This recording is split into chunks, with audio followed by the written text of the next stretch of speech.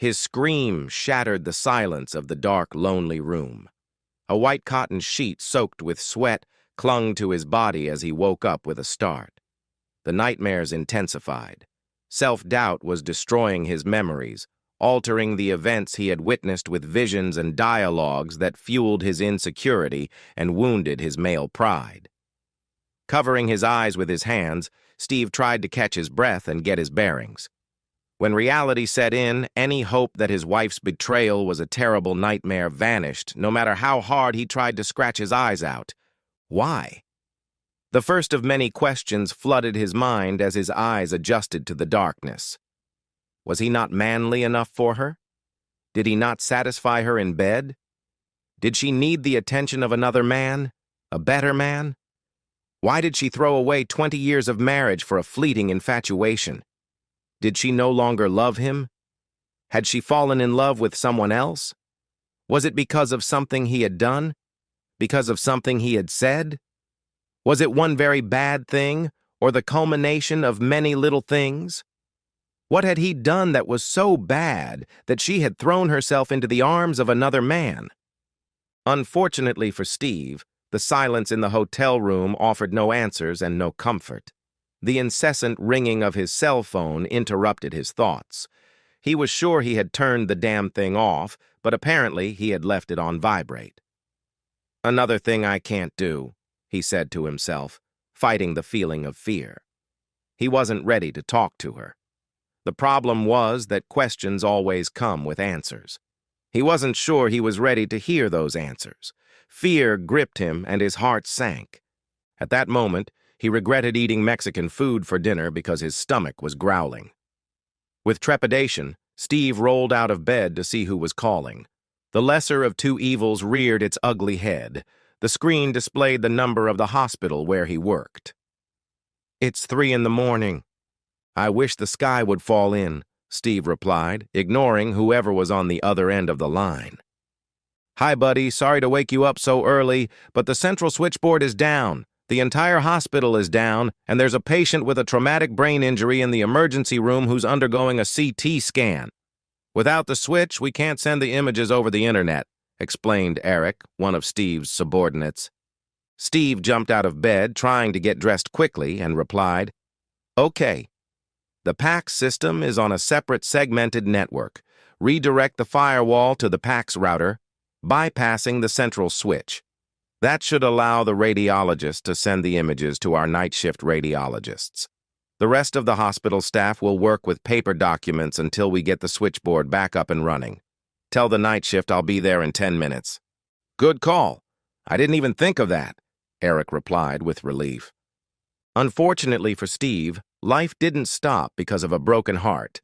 He was needed at the hospital, regardless of his emotional state. Steve was born and raised in a Catholic family.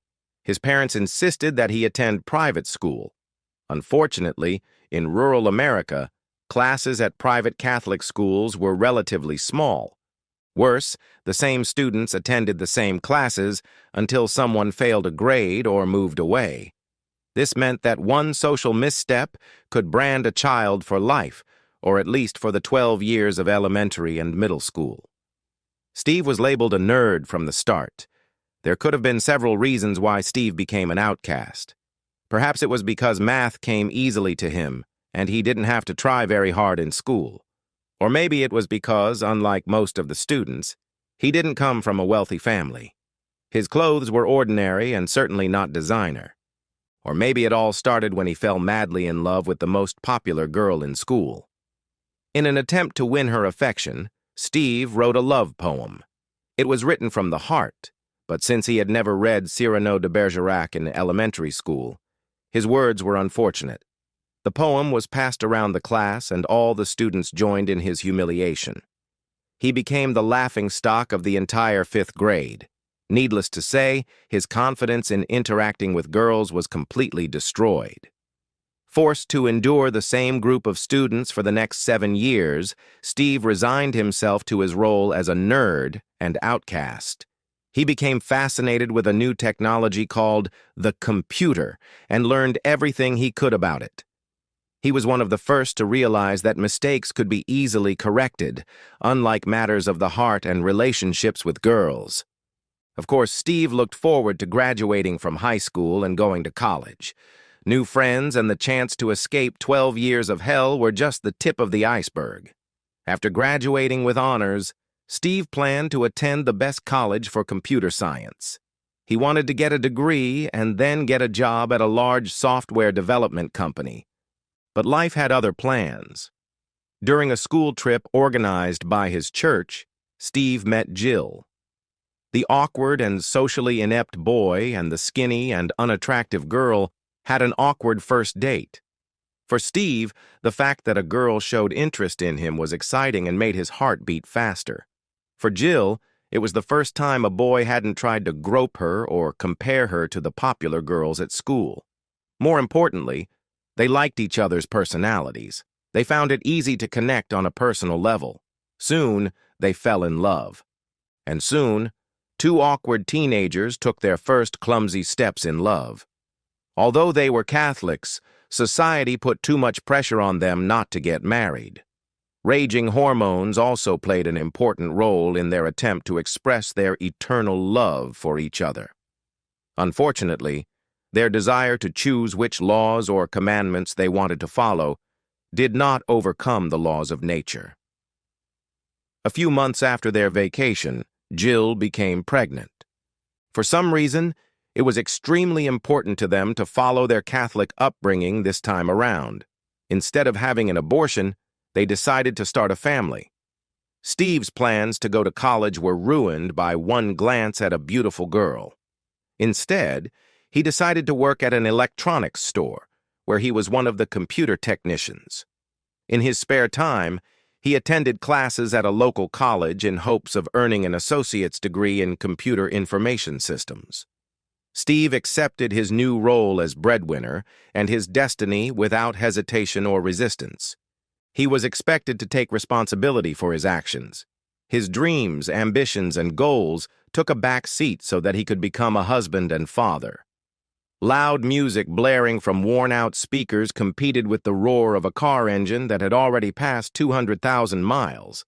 Steve usually turned the music up full blast to drown out the sound of the old car, which was in desperate need of repairs and a new muffler. However, it had long been decided that Jill would buy a better car, as the family came first for them. The beat-up car did its job well, getting Steve from point A to point B with minimal fuel consumption. To Steve, the car was like an old T-shirt with paint and bleach stains, but it suited him. He felt comfortable in it. Steve knew the car's limitations and never pushed it beyond them. The driver's seat and mirrors didn't need adjusting. Everything was in its place. But the radio gods had other plans. No matter what station the night DJ chose, he always played love songs. The only relief from the love songs were the commercials. But they were aimed at lonely people looking for adventure, urging them to stay home and call the hotline. It seemed as if the seductive female voice was teasing and tormenting Steve. In desperation, Steve pressed the radio button hard to get rid of the torment.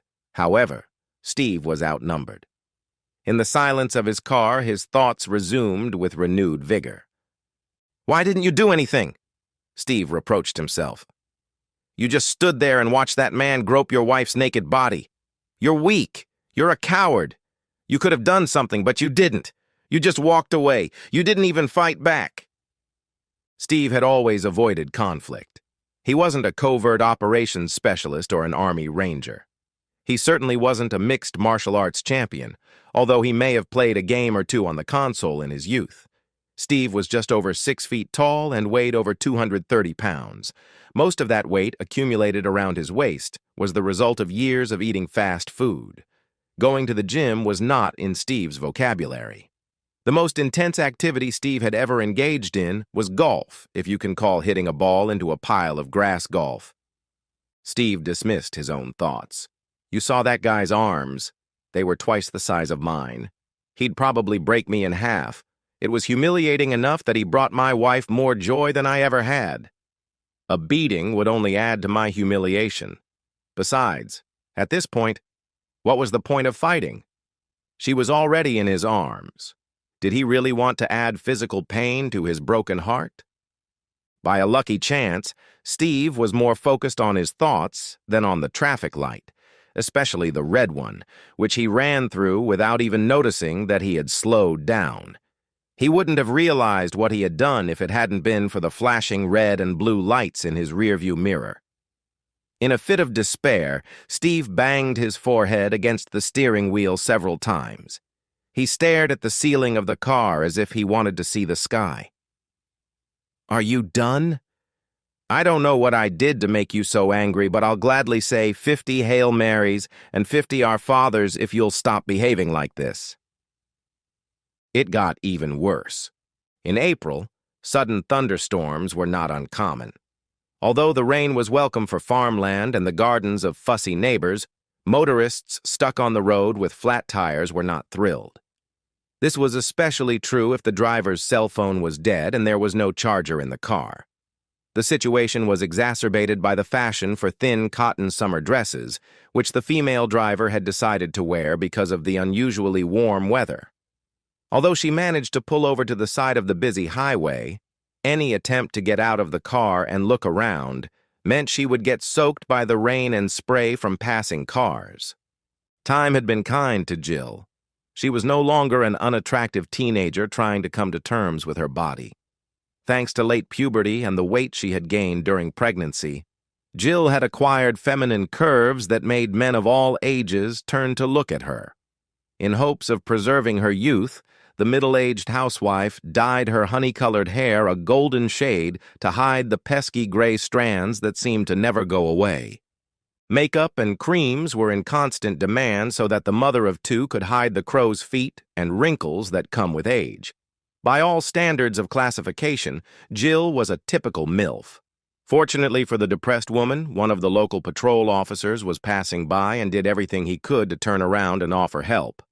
Officer Jim Rickman always went out of his way to help ladies in distress, hoping they would show him some gratitude.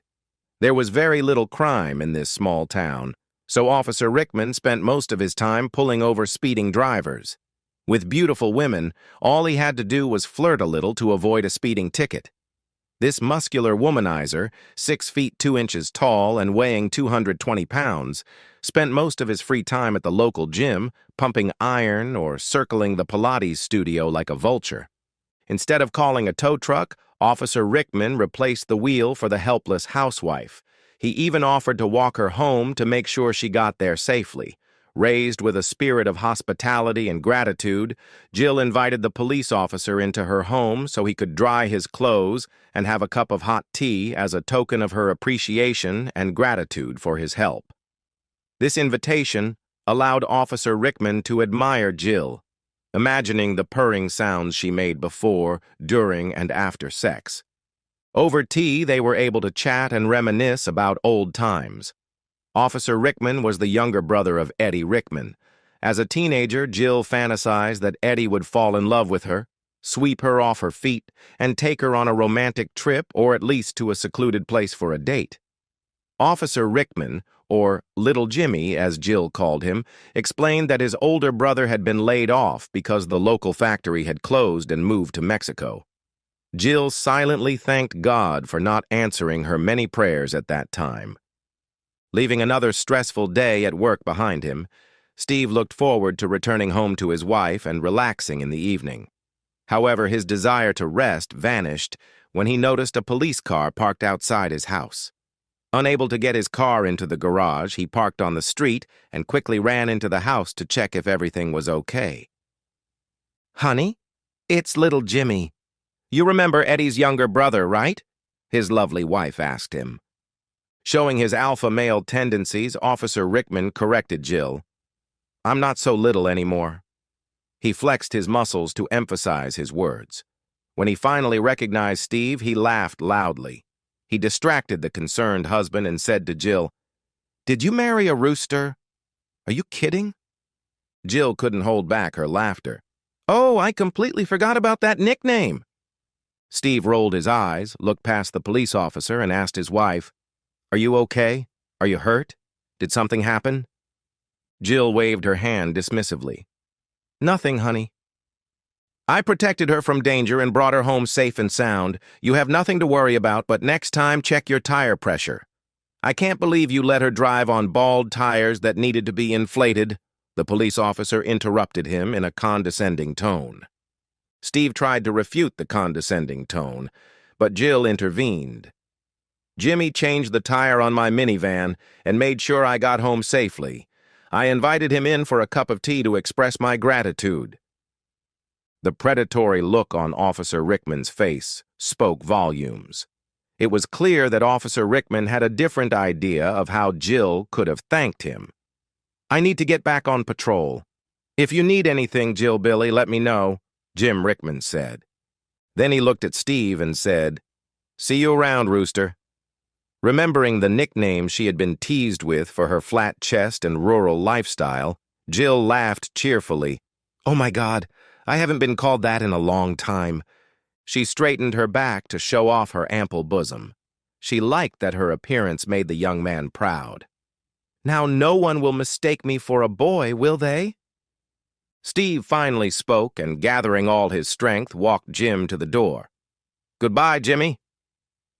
Silence reigned in Steve's car, which only intensified his fear when he saw a police officer slowly approaching the vehicle. Steve didn't need to look in the rearview mirror to know who was about to knock on his window. Fate had already decided the worst possible outcome for him and deemed it necessary to subject him to it. Wanting to get it over with as quickly as possible, Steve got his license and car documents ready when the inevitable knock came. "Where's the fire, boss?" asked a familiar, arrogant voice. "I hope you're laughing your head off." Steve stared at the ceiling before handing over his license and car registration. "Jimmy, the hospital's network is down. I don't have time for your nonsense." Officer Rickman shook his head arrogantly. "Being rude doesn't exempt you from obeying the traffic laws in this fine city. Do you even know why I pulled you over? Because you're a jerk who gets off on acting like a jerk?" Steve exhaled irritably. "I have no idea. Speeding, probably." "Hey, what's with the attitude, Rooster? Calm down. I'm trying to help you not kill anyone today. There's already been one accident in the city tonight." Officer Rickman grinned at the thought. Then he returned to the conversation. "I was on my way to Denny's for more information when you ran a red light. You do know that red means stop, right?" "Come on, man. Just give me the ticket." "I need to get to the hospital," Steve replied sharply. "What does she see in guys like you? Besides six-pack abs, biceps the size of Texas, and perfect hair, of course. I'm sure if I lived in a gym, I'd look just like you. Well, maybe not with your hair, but I'd have abs. Fine, if she's going to drool over guys like that, I can too. Tomorrow I'm going to sign up for the gym and start working out. I'll be just like that smart-ass Dick." Officer Rickman shook his head in disgust again. "Rooster, that won't help you. I was going to cut you some slack and let you go with a warning, but now I won't." "Yeah, right. You would have let me go only if I had big breasts and a low-cut top." Steve sighed and tried to change his tone to hide his irritation. "Jimmy, I'm sorry. It's 3 in the morning, and I haven't had any coffee yet. I just want to get to the hospital, take care of this problem, and get back to bed." "I think I can understand that. If Jill were waiting for me in bed, I'd do the same," Officer Rickman replied, looking at the Dalek and remembering his last encounter with Jill. "All right, get out of here and go to the hospital. Say hello to your beautiful wife." The smell of smoky oak barbecue wafted on the light summer breeze, trying to lure unsuspecting victims into Steve's backyard. The sounds of classic rock and roll mixed with the splashing of water, hinting at the festive atmosphere of the pool party taking place at his house. Every year, Steve threw a barbecue to celebrate the start of summer. Hot dogs, hamburgers, and sausages were cooked to perfection. Mashed potatoes, baked beans, and grilled corn on the cob complemented the main dishes. The invited guests brought desserts and potato chips. Steve usually did the cooking, and his guests enjoyed cold beer and homemade wine.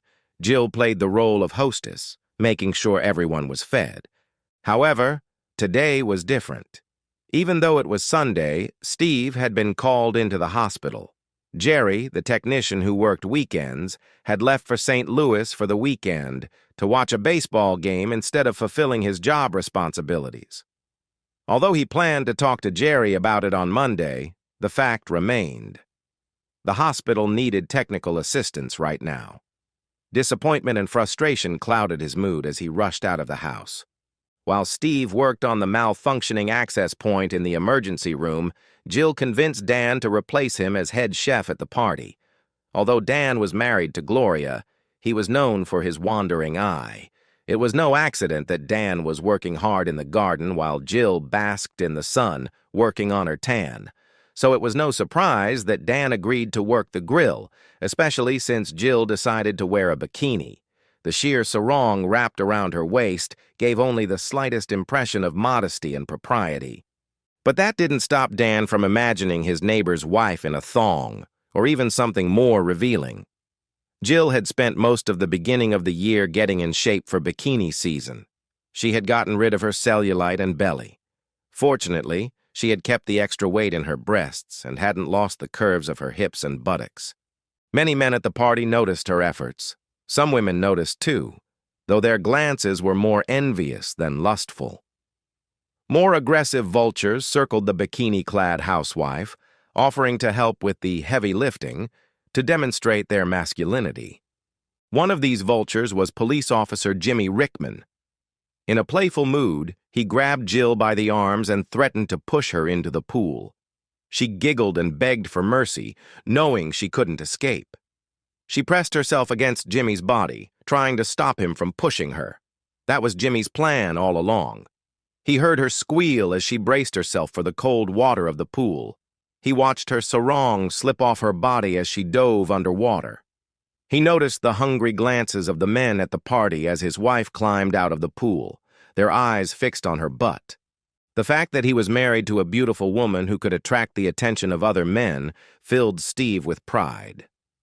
Reaching for her towel, Jill greeted her husband. "Hi, honey. Everyone says this is the best barbecue of their life." She beamed with pride, a smile stretching from ear to ear. She didn't notice the worry on her husband's face. Was it the best barbecue because he wasn't there? The fluorescent lighting in the hospital waiting room made everything look clean and unnaturally bright. The waiting room was supposed to be cozy and comforting for those in pain, knowing that just a few feet away in one of the offices, relief awaited them. However, Steve was not a patient. There was no comfort, no reassurance, no cure for what was ailing him. All the warmth the room provided seemed superficial and fake. Steve adjusted the strap of his laptop sleeve as he headed toward the registration desk. "I've always said that mornings start too early. I think mornings should start around noon. But that's just crazy," Steve muttered with a slight smile on his face. He was always ready with a joke or a witty remark. Laugh, and the world laughs with you. Cry, and you cry alone. His personal life was his own business, and certainly not the property of the hospital or the gossips who lurked around every corner and behind every desk. The red-haired girl behind the desk giggled in response to his remark. "You know you miss me now that I'm working nights." Amber was a young single mother at 22, burdened with the heavy responsibility of raising a child after the deadbeat father ran out of town when he found out he was going to be a father. Working the night shift, she earned more thanks to the overtime pay. Unlike other girls her age, Amber understood that she was responsible for her child and could no longer live a wild life. After all, it was her wild lifestyle that had gotten her into this situation. Steve silently admired Amber's motivation. He also appreciated her feminine qualities, but he never expressed his admiration or acted on his feelings. He couldn't touch her, but he could look. He was married, not dead. However, fantasies remain fantasies. They are unreal and should not become reality. "You got me," Steve said, raising his hands. "If I weren't married, I'd probably go out on calls more often." Steve paused for a moment, lost in thought. "Well, in a few months, you might not be married anymore. You could ask her out on a date." Another pause as the internal dialogue continued in his head. Not that she'd be interested in an old guy like me. I'm almost twice her age. At first, Amber reacted cheerfully. Her smile touched her eyes, but she sensed that Steve was thinking about something, and her cheerfulness gave way to anxiety and worry. In any case, she's still being examined. I'm sure she'll be fine. If you want, take a seat, and I'll let you know when you can see her. Her heart froze in her chest and her stomach tied itself in knots. Steve tried to hide the pain of his broken heart behind a mask of confusion. Examined? He shook his head, squinting his eyes. I'm here to help Eric take the X-ray to Nighthawk. What are you talking about? Oh. Amber fell silent. She looked like a deer caught in the headlights, trying to find a way out to avoid the unpleasantness. She asked awkwardly, You don't know? Steve's expression made her continue. Your wife was in an accident. She was brought in half an hour ago. Steve stood silently, unable to utter a word. However, his thoughts were racing at the speed of light. It was that stupid girl. Steve, the nurses will take good care of her. She'll be fine. Amber tried her best to comfort him, but the sincerity in her words couldn't hide her concern about the rumors that would spread throughout the hospital. Great. Now everyone knows that my loving wife is sleeping with another man. Steve looked at Amber, studying her and her body language closely. When she couldn't maintain eye contact, he knew she knew everything. Maybe I won't ask her out on a date. After all this, she probably knows I can't satisfy a woman in bed. And what normal woman would want to date someone like that? Damn, how am I ever going to look anyone in the eye at this hospital now? I'll be in my office, Steve said tersely and left the reception area without looking back. If he had looked back, he would have seen Amber shed a tear for him. Bright lights and twinkling tinsel overshadowed the artificial pine branches and dull, artificial Christmas trees, trying to create a festive mood and hide the cheap budget. Unfortunately, the smell of honey-glazed ham was not associated with this holiday, as one might expect during the Christmas season. No.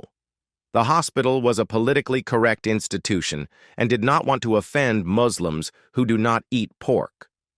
Instead, the main course of the holiday dinner was chicken breast drizzled with creamy garlic butter and served on a bed of fettuccine. Offering a choice of dishes would have led to unnecessary expenses.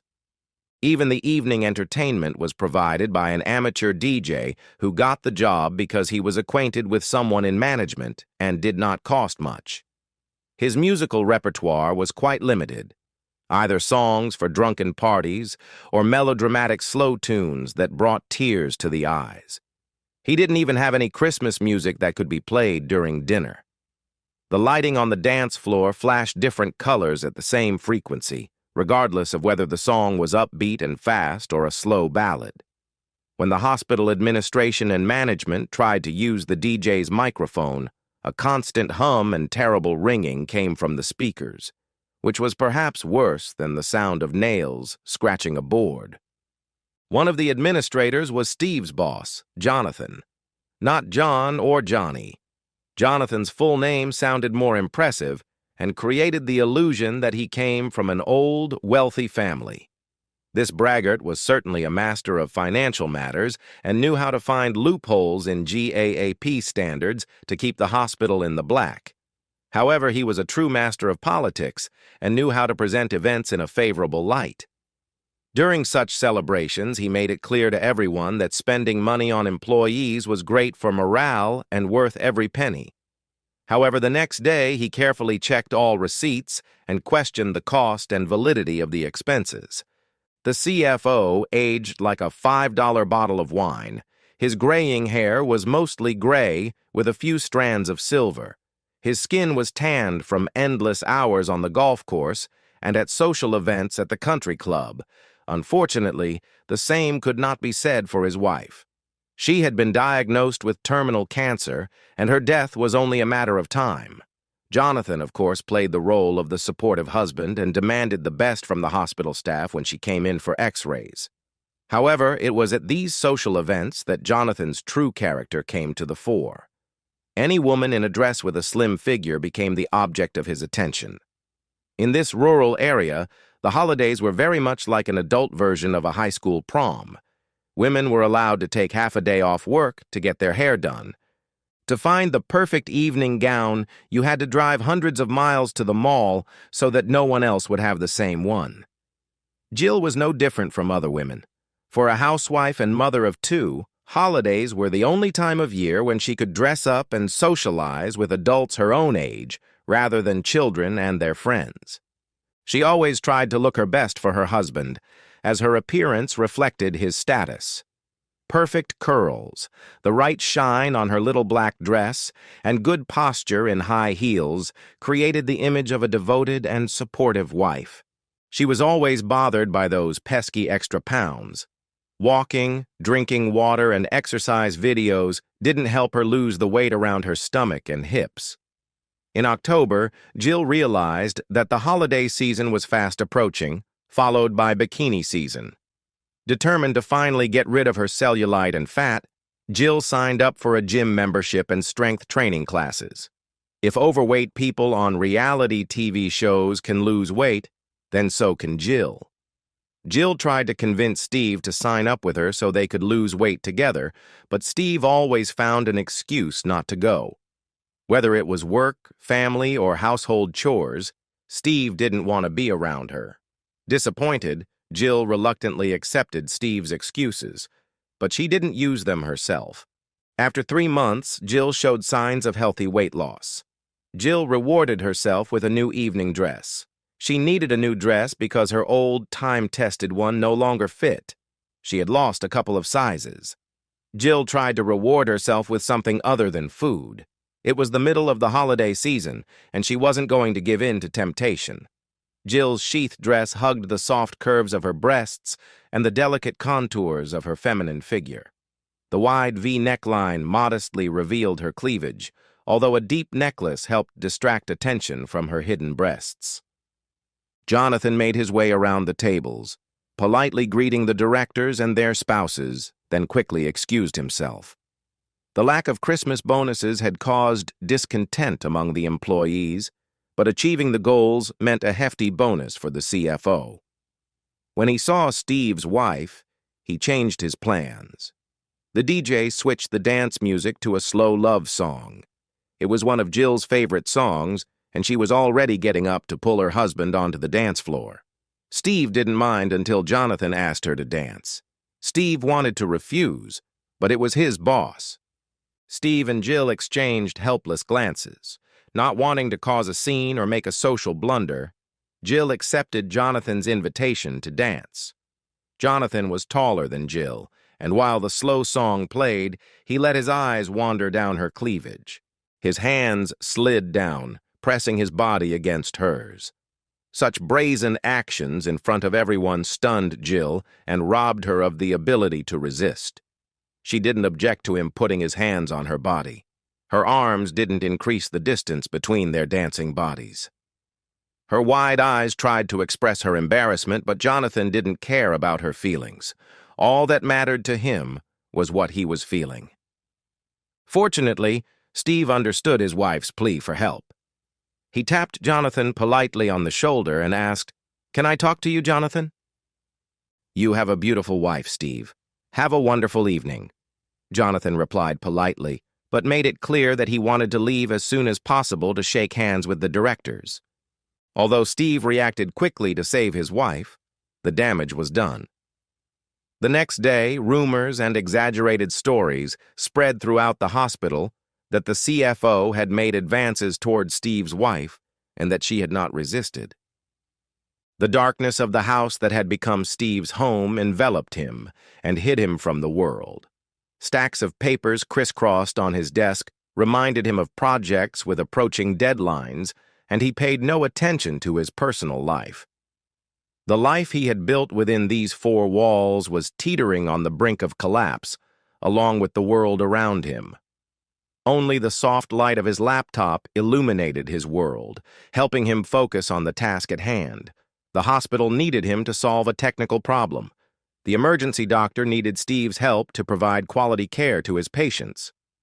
But the patient who needs help so badly is a capricious bitch. She deserves to suffer. She deserves better than what she's doing to me right now. Each thought grew stronger and filled with hatred. Steve turned away from the screen with contempt. A smirk appeared on his lips, and he jumped up from his chair, giving free rein to his emotions and anger. The sudden movement caused the chair to tip over with a crash. Some items that had been neatly arranged on Steve's desk ended up on the floor next to the chair. Unaware that his sudden movement had caused such a mess, Steve kicked the chair in despair, then bent down to pick up the scattered papers, emails, and quotes. It was from this new perspective that Steve realized that his office was a repository of memories.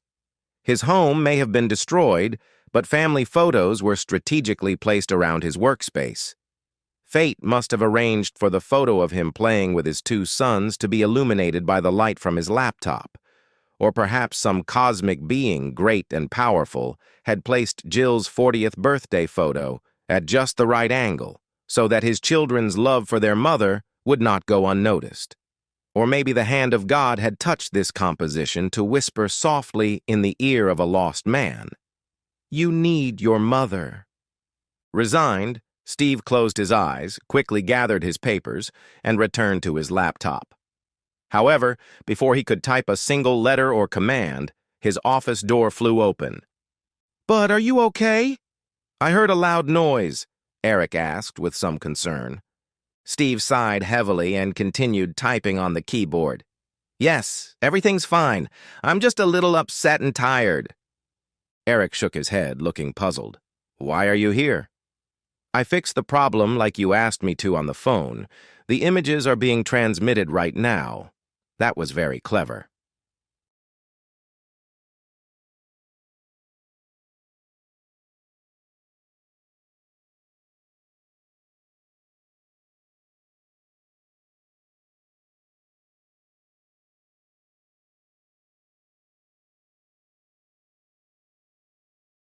I gritted my teeth. That was all that remained of Valentine's Day.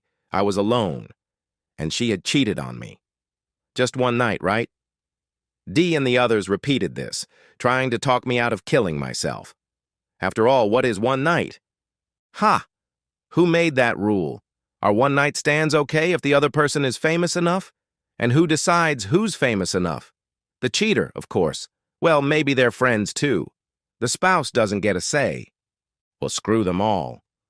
On the way home, I was boiling with rage. What a disaster. Not just Valentine's Day and the weekend, but my whole life. One snap of the fingers and our whole life was ruined. She didn't even look at me, didn't say a word. Judging by what Dee said, she clearly wasn't thinking about the kids. They'll never know. Yeah, right. It didn't matter. No matter how I felt or how it would affect the children, Linda was out of our lives. Pick up the kids?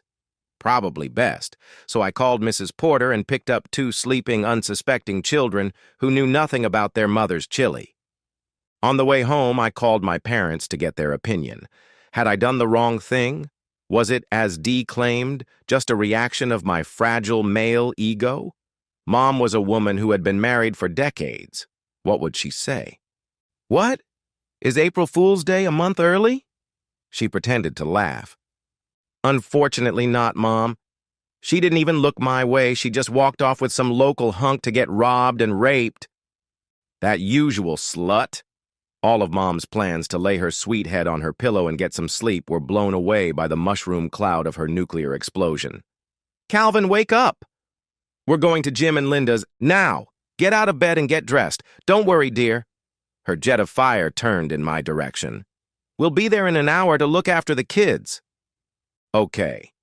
That was encouraging. I wasn't the only one shocked by Linda's shameless betrayal. Then I called her parents, not expecting much support. Blood is thicker than water, as they say. Her mother answered with concern. "Is everything okay? Why are you calling so late?" "No, Mom. Carefully choosing my words, I told her what had happened and ended by saying that I had taken the children. All I heard was stunned silence. "Hello?" I said, thinking maybe the line had gone dead. Taking a deep breath, she replied in a subdued voice, "Are you sure this isn't some kind of misunderstanding?" "Mom, you have no idea how much I want this to be true.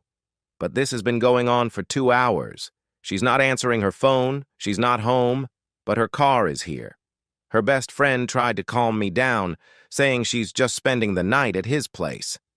After my dad's hero has his fun with Linda all night, he'll supposedly bring her home tomorrow. Or if she wears him out, he'll probably call her an Uber. I don't know, she didn't say. I'm new to this kind of thing. If something happened to our children, an accident or some kind of emergency, there's nothing we can do. We have no way of contacting her.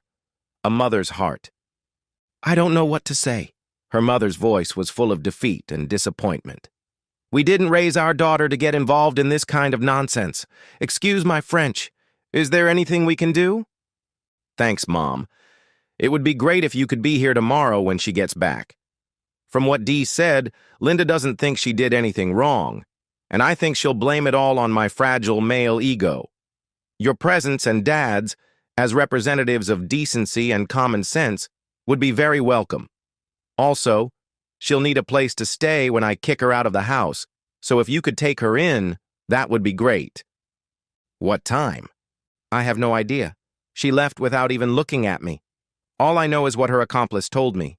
Knowing what they do in the evenings, I would guess that they will probably have their morning session before brunch, so I don't expect her back before 10, say. My parents are already on their way to be with the children if things get messy before then." "All right, son. We're very sorry. We'll be there after breakfast." My God, what a mess. When I got home, my parents were already there, and my father helped me put Emma and Tommy to bed. The adults sat down in the living room to relax after the ordeal. "Would you like a drink?" I asked. Waving my hand away, my father replied sternly, "Son, alcohol has many beneficial properties, but improving mental performance is not one of them. We need a clear head right now." I leaned back in my chair. "You're right. Coffee?" "I don't know about you," said my mother, "but I'm tired. Tomorrow will be a hard day. Let's try to get some sleep while we can." The next morning, I woke up, washed, took a shower, and put on a sweater and jeans. It was sunny outside, as if even the weather was happy that February was finally over. Downstairs, my mother was feeding the children pancakes with bacon, and they were laughing and playing as if they had no worries. I shook my head. If it weren't for their cruel and self-assured mother, they would have no future. Shortly after 10, Linda's parents arrived, shaking their heads. "Still no news?" her mother asked. "Do you want to look at her car to see if—" "No, son. We believe you. We've tried calling her several times, but her phone is obviously off. I just can't believe our daughter could—" "Neither can we," said Mom, walking over and hugging Linda's mother. "We know Linda. At least, we knew Linda last week. She would never do anything like this." "Dad, can Marie and Jay come over to play?" Emma asked. An idea popped into my head. "Why don't you call them and ask if they can come over to play PlayStation? Better that they not witness a possible argument." A few minutes later, they ran across the cul-de-sac to join their friends and spend their Saturday in innocent fun. The last time, I sighed. Their lives would never be the same. Oh, what had Linda destroyed with her selfish deception? I brewed some fresh coffee. While the coffee maker gurgled and hissed, a loud roar announced the arrival of that jerk. We all looked out the window. A classic red Ferrari Daytona convertible pulled up to the house. In such cold weather, he must have turned the heater on full blast. All so that the whole world could see the hero of our town and his latest conquest. Conquest? No, she threw herself at him. So, if anyone is to blame for the impending disaster, it's her. Linda's hair blew in the wind, and her face glowed with adoration as she turned to Prick, leaned in, and kissed him long and passionately. It was impossible not to notice their heated kiss as her hand caressed his cheek. Simon, Linda's father, couldn't hold back. Lavalier was his hero, and seeing his daughter shamelessly devour him in public was too much for him. He yanked open the door and rushed to the driver's side. "Let go of my daughter, you piece of shit! She's married! Don't you have any manners?" "Let her go, old man. Who are you?" Meanwhile, I walked over to the passenger door closest to our front door. "That's her father, asshole. Linda, does this turn you on? The way your asshole boyfriend treats your father? Very gentlemanly, huh? Oh, right, I forgot. You don't know what a gentleman is. All you care about is him. Am I right?" Linda turned pale. She stared wide-eyed at her father, then at the house and at our mothers, who stood with their mouths open. Her mouth opened and closed, but no sound came out. Lavalier opened the door to get out, probably to intimidate Linda's father with his tall stature and muscular build. However, as soon as he stepped onto the ground, Linda's father opened the huge steel door of the Ferrari wide and slammed it shut with force. A loud crack, followed by the sound of Bastard's broken tibia, was followed by a cry of pain. He fell back into the car and began to curse so profusely that even the roughest sailor would have sounded like a nun in a choir. Linda, torn between her imaginary lover, her father, and her husband, burst into tears, opened the door, and got out of the car. She came over to hug me, but I stepped back and held out my hand. I don't want kisses from a traitor. Meanwhile, the jerk was moaning and whining like a 7-year-old child. "Call an ambulance. I can't drive. I think I broke my leg." "You have a phone, you idiot. Call yourself," Linda's father said mockingly. "What's the address?" "Oh, right. You slept with a woman and don't even know her address. What a hero." I was surprised by Simon's language. He had always been a strict and reserved father. "Shut up, old man. Call the damn ambulance." Obviously, this spoiled brat was used to ordering his subordinates to do his dirty work for him. "Young man," Simon replied with a smirk, "you can sit here and freeze, we don't care." Linda reached for the phone, but I stopped her. "Go to hell, you traitorous bitch. He just insulted your father again. Whose side are you on? It's time to show your true colors. He's a grown man and a millionaire. If he's old enough to steal other men's wives, he's old enough to make a phone call. You have a choice. Support this worthless piece of trash or your father and husband. Which will you choose?" Torn apart, Linda sobbed like a little girl and put down the phone. She turned to Jerk. "Thank you for a lovely evening, Mark, but I think it's time you left." At that moment, Emma and Tommy came running across the street. "Mommy, Mommy!" They hugged her legs and waist. "Where were you?" Before I could stop myself, I blurted out, "Mommy loves that man more, so she spent the night with him. She came back to get her things before she left." There was a chorus of indignant cries. "No, Mom! Tell him it's not true!" Tommy wailed. Little Emma ran to the driver's door and started pounding her fist on Jerk's shoulder. "Go away! Leave my mom alone, you evil man!"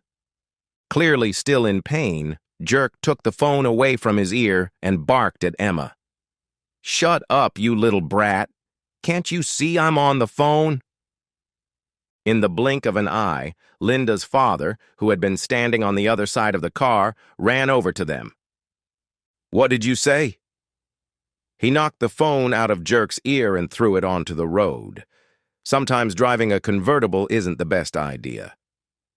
Jerky opened the door to retrieve the phone, but Linda's father grabbed him by the collar and began pulling him out of the car, throwing him off balance. The football hero put his left foot out to keep his balance. Unfortunately, his leg was broken. He let out a heart-wrenching scream as the weight on his leg caused intense pain. Emma punched him in the head and shoulders. Without looking up, he waved her away like a fly. Unfortunately, his palm hit Emma hard on the cheek, and her small body flew backward with a scream. But luckily, her grandfather caught her. Emma's surprised and frightened scream woke Linda, and she went into mother bear mode. Jumping out of the car, she rushed to her daughter, picked her up, and hugged her. Emma, however, pushed herself away from her grandfather and slapped Linda across the cheek. "You abandoned your father for this worm. Don't come near me, you evil witch." Linda's father handed Emma to Linda, and Bastard bent down to pick up the phone. Then Simon stepped forward and kicked Bastard in the face as he bent down. Bastard's head flew back, and blood and cartilage spurted from his face. "You bastard," Simon growled. "You can't stand up to a real man, so you beat up little girls. What kind of coward are you?" Then he pulled the football player out of the car by his hair. When Bastard stretched his arms out onto the driveway to keep from falling, Linda's father jumped and stepped on his fingers. The bones crunched like rice flakes. The air was torn apart again by a scream of pain. The Bastard swung his good leg to get out of the car and take revenge on his tormentors. Linda's father ripped the door out of the Bastard's hands again and slammed it hard against his good leg. The door didn't seem to break the Bastard's leg, but the blow to his shin made him scream like a slaughtered pig. His phone was still lying on the driveway in better condition than its owner. Blood and guts were pouring from the jerk's mangled face and covering his expensive everyday clothes. He was holding his broken arms under his armpits. I don't know why. Unable to stand, he crawled back into the seat of his classic Ferrari worth several $1,000,000, still without his phone, which suddenly started playing, we will rock you." Finally, coming out of my shock trance, I crossed the street and picked up the phone, which displayed the name of the Sharks' coach. "Yes, coach?" I said. Because of the shouting, I had to hold the phone about a foot away from my ear. "Where the hell are you? You were supposed to be here half an hour ago." "I'm sorry, coach. The girl I spent the night with turned out to be better than I expected. I just dropped her off." Apparently, I wasn't too different from a star tight end, because the coach continued without missing a beat. "Listen, we pay you to be on the field, not in bed with someone else's wife. When can you get here?" There's a problem," I said. "I don't know." "What do you mean you don't know?" "Well, my left leg is broken, and my car has a manual transmission, so I can't drive. Plus, I think both my arms are broken. I need to go to the hospital." "What did you do?" "I hit a little girl because she wanted to beat me up, and her grandfather beat me up." I tried to make my voice as pitiful and pathetic as possible. "What?" The coach's scream could be heard throughout the neighborhood. "Yes, and it looks like my husband's security system caught everything on camera. In HD and with sound. I need an ambulance." "I'll call one." "Where are you?" "I don't know," continued the plaintive, pitiful voice. "They won't give me their address." "What's your name? I'll find the address." "I don't know their names. They won't tell me." I couldn't tell if my broad smile gave me away. This unexpected revenge calmed my anger a little, especially thanks to the plaintive voice of the little boy I was talking to. The jerk was writhing and trying to open the car door with his broken hands or stand up to jump over the door, but he only groaned in pain. "Wait. I'll call the police. They'll try to find you on your phone." "Great idea, coach," I said, opened the back cover of the phone, took out the battery, and hid the phone in my pocket. Good luck finding him. Meanwhile, Linda tried to calm Emma down, but the little bear cub wouldn't listen to her. "Put me down. Go away. You're a mean cow. You're not my mom. Just go away." She ran to Linda's mother and buried her face in her grandmother's dress. "Help me, Grandma. Make these mean people go away." "Yeah," I said to Linda. "Why don't you get in the car and take your boyfriend away before he hurts your kids anymore?" "He's not my boyfriend," she wailed. "Oh, so you just sleep with the first guy you meet without even making him your boyfriend? Wow. How low have you sunk?" A neighbor must have noticed the commotion because a police car pulled up and 2 officers got out. "What's going on here?" "This bastard kidnapped my wife last night," I said, "and just brought her back after a night of debauchery." Our little girl was upset, and he hit her for insulting his behavior. Her grandfather tried to protect her, and the criminal tried to beat him up. It ended badly, and now he needs an ambulance." "That's a lie!" shouted the jerk. "I was just bringing this girl home when these two guys attacked me. I really need an ambulance because they broke my leg and my fingers." "Well, officer," I smiled good-naturedly, "the good news is that we have a high-definition video surveillance system and everything was caught on camera and recorded. Would you like a copy?" "Of course." The ambulance arrived, and while the medics carefully pulled the local hero out of the car, I went into the house and burned a DVD with the video for our city's top officers. As the medics struggled to pull Jerkhead out of his classic car worth several $1,000,000, Emma ran out. The senior medic froze when he saw the wound on Emma's cheek. "What happened to you, sweetheart?" Emma pointed at Jerkhead. "This mean man hit me. He hit me really hard. I just wanted my mom to come back." The other medics heard her. They let go of Jerkhead, and he fell to the pavement, howling in pain and trying to keep from falling on his broken arms. "Careful, you fucking idiots!" he yelled. "I'll get you all fired." Their attitude toward him changed in an instant. They simply grabbed him by his broken arms, despite his cries, forced him to his feet, and pushed him toward the stretcher, so that he had to use his broken leg to keep from falling. Attempts to put him on the stretcher were accompanied by violent shoves that made him whimper like a little girl. They couldn't get him on the stretcher, and he fell back onto the road until the medics finished treating and bandaging Emma's wound. I don't know if it was her feminine genes kicking in, but she didn't stop hurling insults, telling everyone how evil, cruel, and despicable this football player was, how he had hurt her and our whole family. All I could think about was how to get this recording to the local TV station. Take that, hometown hero. Finally, the ambulance drove away with that jerk, and I turned to the front door. Inside, Linda was sitting in a high-backed chair, being bombarded with accusations and questions from both sets of parents, who were so good at lecturing her that I stayed in the kitchen, listening and making more coffee. I don't know where Linda got the idea to sleep with a celebrity, or what nonsense Dee and our other former friends told her, but her parents opened her eyes, and she clearly saw her betrayal. An ungrateful narcissist who had cruelly abandoned her loyal husband and children to have fun with an irresponsible and equally narcissistic womanizer, without a care in the world for those around her. Linda was probably playing the just one night game at first, but by the time I joined the conversation with a cup of freshly brewed coffee, she had turned into a sobbing, whimpering wreck. I had no idea her mother could be so harsh and blunt. "You're nothing but a privileged girl who drags her family, including us, into the filth of her debauchery.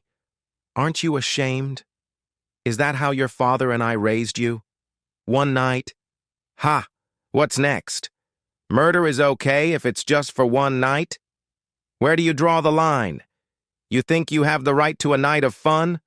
With children who aren't even 10 years old? What nonsense! Your father and I raised you to adulthood, and neither of us ever broke our promises. Jim's parents are the same. Where did you get this sense of entitlement? From your friends? Get rid of them. Today.